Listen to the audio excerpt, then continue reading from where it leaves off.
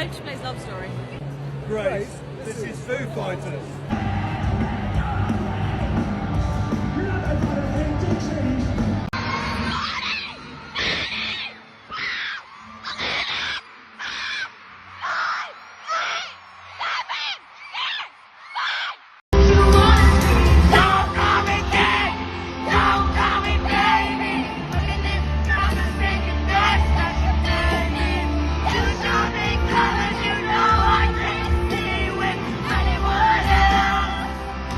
On it.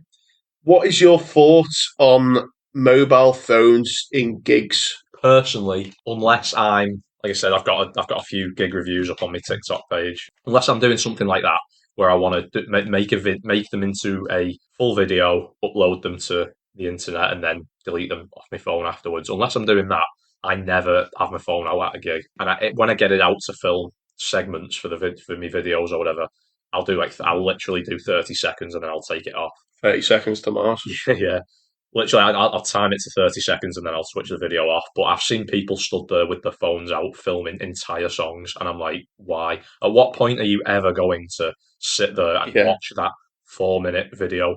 I've got I do have mixed feelings on this. I really do. I feel, going back to what we said about the prices, I feel like if you're paying that price, you're entitled to do what the fuck you want at that gig. Of course, yeah, of course. So if you want to film the entire experience so you can rewatch it, even though you probably won't, then that is entirely up to you, I believe. You've paid out the arse for that. And it's, as I say, it's not just the tickets. You've got to pay for the travel. You buy merch. Yeah. The whole gig experience is an expensive thing. It's something that not many people can just do off a whim. If you want to film that, that is fine. Yeah. However, I've seen two extremes of it now. So when I went to see Placebo last year, or the year before, or last time I saw Placebo, they had a no phones policy. First gig I've ever been to have that. Yeah. They didn't take the phones off you like I believe they've done in some gigs with some bands. But they basically, what they had was a line of security at the front. And anytime someone got a phone out, they get these torches, like these laser things, and they point it in the person's eyes. Oh. And it was so... I didn't get my phone out during the whole thing, because I was like, all right, I'll respect it. I'm right at the front. You'll see me with a fucking phone out, so I won't do it. The gig was ruined, like partly ruined for me, because every 5 minutes, some big security guy was literally getting right in my field of view, right in my vision, to go shine a torch in someone's eyes. Oh, no, and I was like, this has put me off the gig more than seeing someone's phone up in the air. It's putting me off. That is a bit extreme. I've never seen anything like that. Yeah, like that was one extreme, and I thought, like, no, you can't, it shouldn't be something you can, police like that. That's not really entirely fair. No. I understand that the artists have the kind of feelings towards it, and it is their gig, but again, at the end of the day, you're the one paying their wages. I've said this before. You know, it comes to set lists and people argue back. You go, oh, well, the band can do whatever they want. I was like, true, but if they're going to play bad set lists, I'm not going to keep seeing them. Yeah.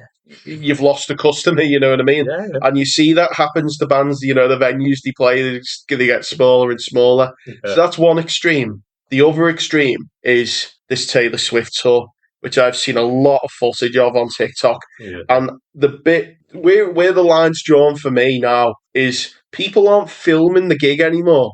They're filming themselves. They're making TikToks while watching the show. Yeah. I've seen this meme. It's a bit of fun and it's a bit cute, but personally, it kind of grinds my gears a little bit.